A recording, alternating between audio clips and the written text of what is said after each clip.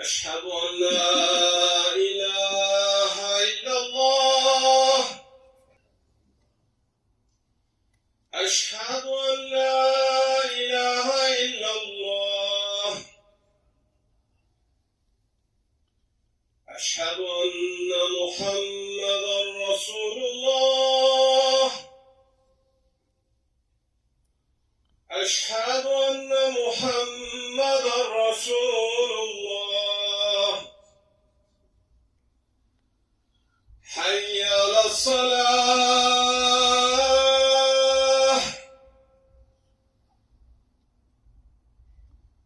حي على الصلاة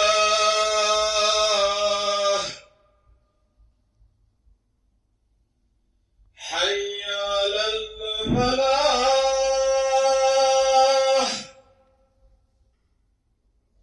حي على الفلاح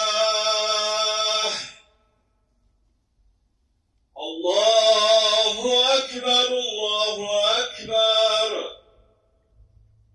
لا إله إلا الله ونشهد أن محمدا عبده ورسوله وصلوات الله وسلامه على رسوله محمد وعلى آله وأصحابه الطيبين الطاهرين وعلى أتباعهم التابعين ومن تبعهم بإحسان إلى يوم الدين.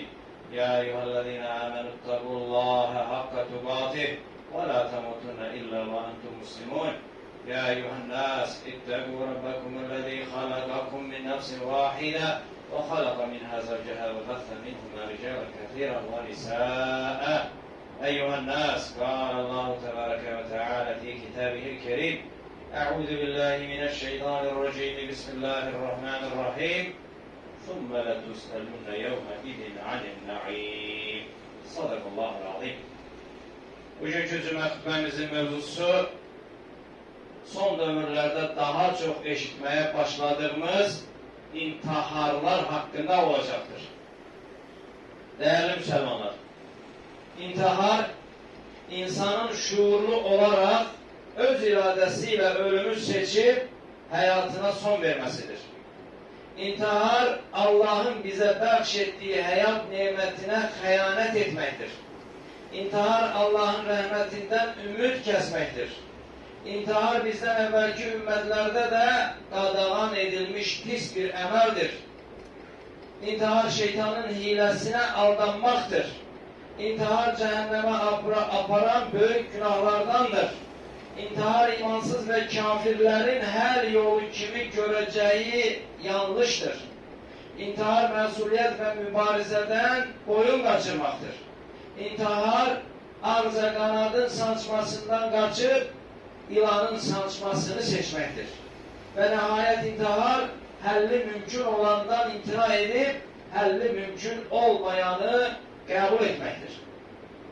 Değerli müminler, Rabbimiz Azze ve Celle Nahl Suresi 18. ayette eğer Allah'ın nimetlerini sayacak olsanız onları sayıp kurtarabilmezsiniz buyurarak bize sayısız hesapsız nimetler bəxşettiğini hatırlattıktan sonra Tekessür Suresinin 8. ayetinde sonra o gün nimetler mahallesinde hükmen sorgu suala tutulacaksınız buyurmuştur.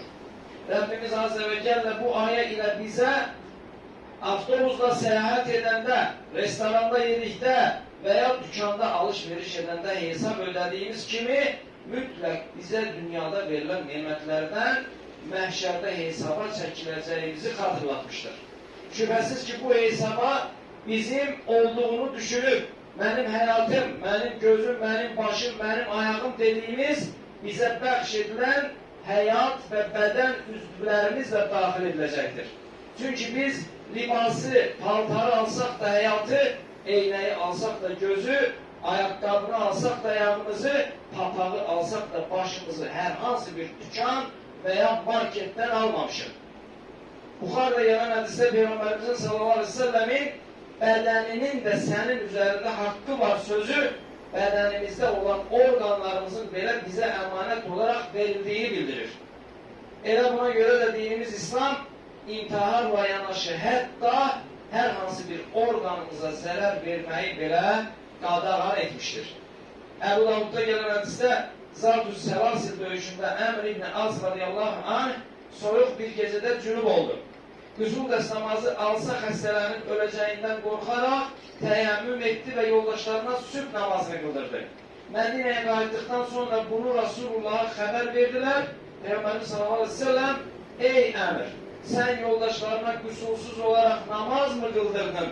Dedikdə Əmr ibn Az radiyallahu anh, ya Rasulallah, Rəbbimin özünüzü öldürməyin, şübhəsiz ki Allah sizə qarşı çox mərhəmətlidir ayəsini düşünüb belə etdim. Dedikdə Peyğəmbərimiz sallallahu aleyhi ve sellem güldü və heç bir şey demədi. Demək ki, dinimiz hətta ibadət niyyəti ilə belə olsa, bədənə zərər verəcək əməlləri, dəyərli qardaşlar, qadağan etmişdir. Buxarıda gələn hədisdə Allah Resulü sallallahu aleyhi ve sellem belə buyurur. Sizdən əvvəlki ümmətlərdən birində yaralı bir adam vardı. Yaranın ağrısına dözə bilmədiyindən bir bıçaqla əlini kəsdi. Qanaması dayanmadı və sonunda o adam öldü. Bunun ardından uca Allah, qulum özü haqqında məndən daha tələsik hərəkət etdi. Mən də ona cənnəti haram etdim, buyurdu. Yenə Buxarıda gələn hədisdə Peyğəmbərimiz sallallahu aleyhi ve sellem buyurur. Heç biriniz başına gələn bir bəlaya görə ölümü istəməsin. Əgər mütləq istəyəcəksə, Allahım, yaşamaq mənim üçün xeyirli olduğu müddətcə məni yaşat, ölüm mənim üçün xeyirlidirsə canımı al desin. Demək ki, qardaşlar, nəinki intihar etmək, hətta dinimiz ölümü arzulamağı belə qadağan etmişdir.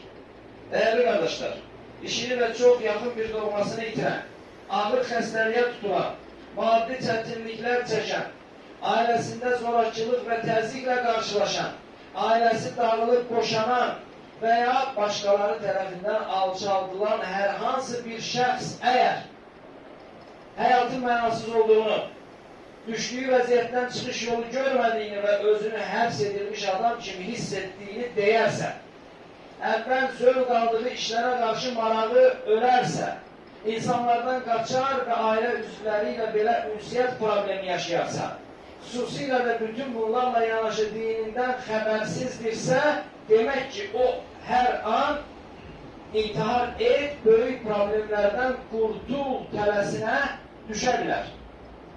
Belə bir vəziyyətdə olan doğmamız və ya dostumuza edə biləcəyimiz ən böyük yaxşılıq onlara dinlərini tanıdıb, imanın şərtlərini izah etməkdir.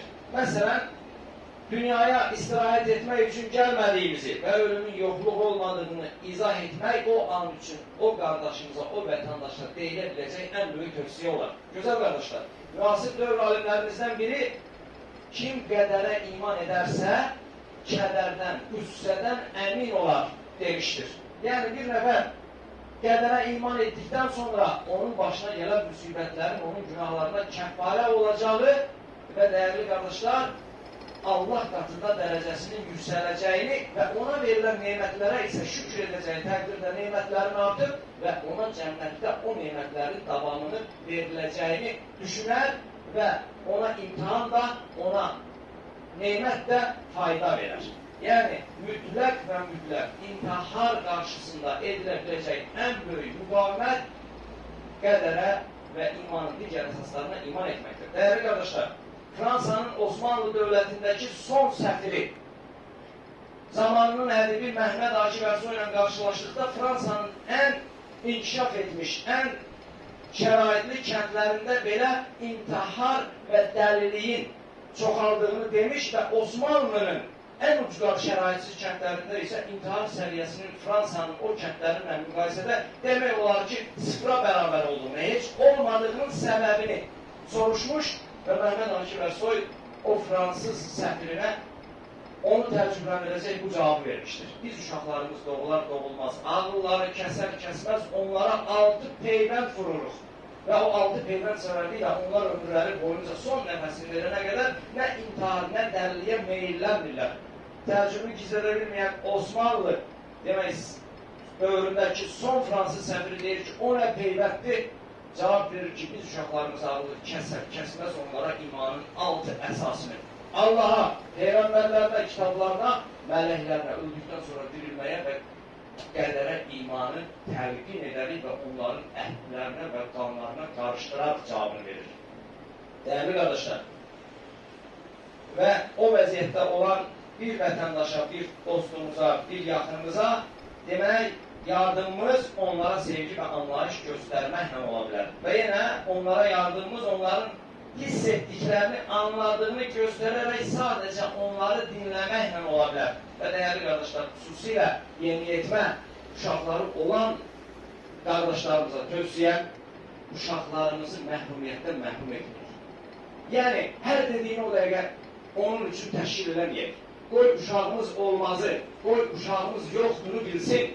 Gözəl qardaşlar, yoxdurlarını bilməyən, məhrumiyyətin nə olduğunu bilməyən uşaq şəxsiyyəti formalaşıb böyüdükdə ən xırda çətinliklə qarşılaşdıqda depresiyaya düşər.